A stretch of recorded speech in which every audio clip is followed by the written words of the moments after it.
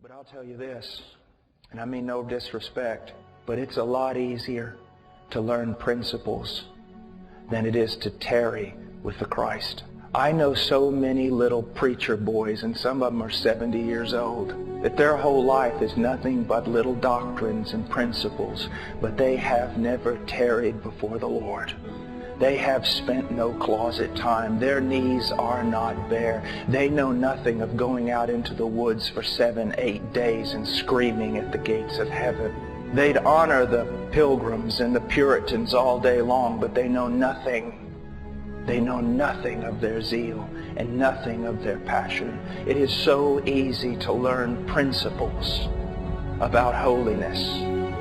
It is so easy to learn attributes of God as they're set forth in statements.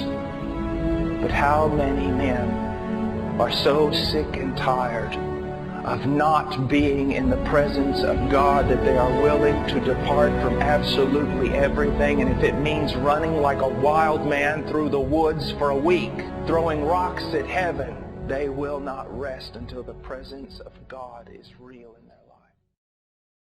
Now, I'm going to share with you something I've never shared in a conference. It's a personal testimony. And it might cause many of you to be very disappointed in me, need not even hear anything I have to say. So be it. I preached in a lot of places once. As a young man in the ministry, I was privileged of being around a lot of very, very old and very, very godly men. And they would talk to me. Now these were men of God, very staunch, reformed, some of them. People not given to enthusiasm or emotions or any other thing like that. Sound men. But they would talk to me about the power of God. They would talk to me about the presence of God. Not as men quoting stories that they had read, but men who themselves had seen with their own eyes the working of God. And I would go out on the streets in Austin, Texas and preach. I was afraid. There was no boldness. There was no power. There was nothing. But I would always hear the voices of these old men. And one day I decided enough is enough. I will seek Him until I find Him or until I die. I went into a closet and I said, I'll not leave this closet until I know God. 15 minutes later, I fell asleep. My roommates came home and found me in the closet. So I took an alarm clock with me. And please, I'm not saying this for any other reason except I feel like I'm supposed to. Took an alarm clock with me. Set it for every 15 minutes. I'd pray for maybe 5 or 10 minutes, fall asleep. Alarm clock go off, set it again. This was my prayer. I didn't pray for China. I didn't pray for the presence of God. In the sense of my ministry, I asked one thing. Lord, you said if I seek you, I'll find you. You said it, Lord, that you would reveal yourself to me. You would let yourself be found by me if I seek you. Night after night after night after night for months, 2 and 3 hours a night, simply sitting there like this, on my knees. Lord, it's been 4 months now. It's been 5 days now, and you still have not come. And just sit there. Lord, I've been here 3 hours, and you have not come. Day after day and night after night. And then one day our church was spring break, and all the college students were going to go on a Bible study ski trip type thing in Colorado. And I felt like the Lord wanted me just to go out into West Texas to the hill country, pretty barren. And I walked on top of those hills for 3 days like a wild man. If you would have seen me, you would have thrown me in an asylum. I was picking up rocks and I was throwing them, literally, physically throwing them at the sky. I was screaming. I was saying, God, I must know you. You must come. You must. I can't live like this anymore. I can't live just reading books. I can't live just reading about revivals and about people who knew somebody who knew somebody who knew somebody who knew you. And nothing happened. I went home.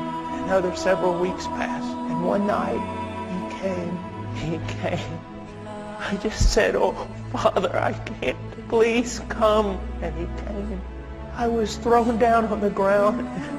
I don't know how long in a fetal position, covering my head, thinking, God's come to kill me. The presence of God, in a way that in 1 second, more of my sin and my need and His glory and power was revealed. And then all of a sudden, every bit of fear was taken away. And I was filled with such joy. And my mouth shot open. Now don't be afraid. Verse after verse from Psalms and from everywhere else, passages I had read just started coming forth. Praises unto Him, the Word of God. Such joy. And I can tell you, it has been 20 years. The presence of Christ is more real to me in this room than any one of you.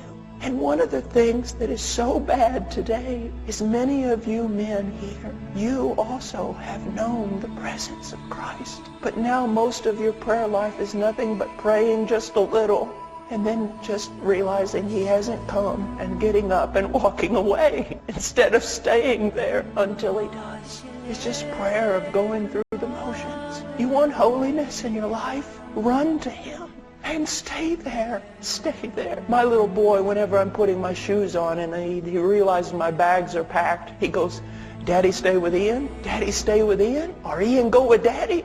I find myself, even this morning in prayer, going, Father, stay with Paul. Father, stay with Paul. Or Paul, go with Father. I see so many boys today in the pulpit. They're boys. As those old men told me, the mark of a man of God is God upon the man. And I don't want to sound, I don't want to sound arrogant. I don't want to sound anything else. I just want to say this. That we have the desperate need to be men marked by the presence of God. We have a desperate need